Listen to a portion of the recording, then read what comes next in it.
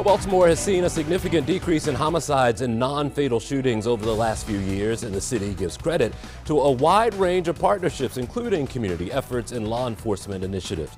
Baltimore Police giving 11 News Investigates an exclusive behind-the-scenes look at how they've been able to address crime. And joining us now is 11 News Investigates reporter Barry Sims. Good to see you, man. How are you doing, sir? I'm doing well. When both the mayor and the police commissioner have come, they've always talked about partnerships. Right. If the community doesn't buy in, they can't do their job. Well, it's not only the partnership with the community, but also with, they talk about the federal partners. They talk about the state partners, everybody trying to work together. And they believe that all of that has helped bring down violence and other crime issues. Yeah, and one of the hardest things is getting drugs off the street. And I know the the gun violence intervention, it seems to be the group violence. It seems to be working. But and I've done that sometimes too. But the main focus has been the guns on the streets of Baltimore. So what are they doing? Well, they've been doing a number of initiatives trying to deal with that. Yeah. And one of the things that we asked was, can you show us? Show us what types of things that you're doing. And so basically what we are going to focus on in a couple of reports that we're doing, we're dealing with, in one, the Baltimore Community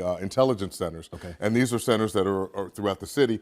Basically, these are people who are officers who watch the city watch cameras. That's part of it.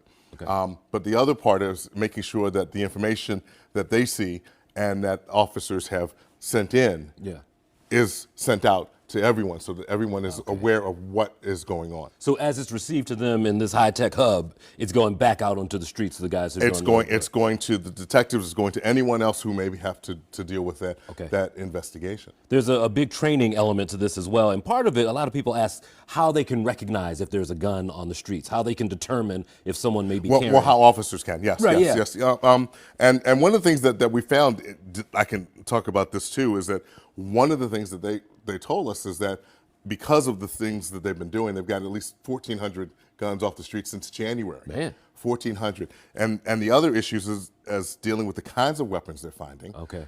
So they're dealing with, they've been finding not as many ghost guns, but they're finding more long guns, rifles, assault-type weapons. Jeez. And in fact, in our story, we show some of the weapons that they found.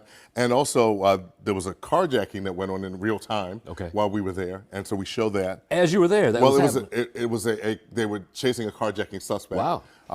And so we showed that, and we showed what happens. The suspect, after actually was taking off, the police were saying they had already backed off, and then he crashed into a truck. Man. So we have that as well as part of that.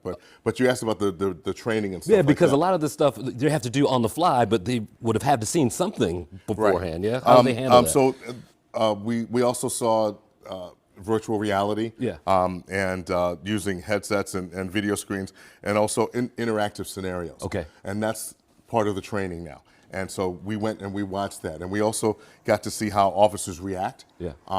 And they were questioned about about their reactions. Sure. Why did you do this? Why did you use this type of force? Was this kind of force that you should have used? Okay. Those types of questions coming from the instructors. And these are things that we have seen like on body camera. There have been a couple of cases that we've seen play out, and chances are they may have seen a scenario like this in this virtual reality setup. Right. And the other part of this is making sure that officers understand and know how to check to see if someone has a weapon as you're observing. And the biggest stuff that they talk about is observing and listening. Because when you get to a scene, listen to what you're being told so that you know how to react.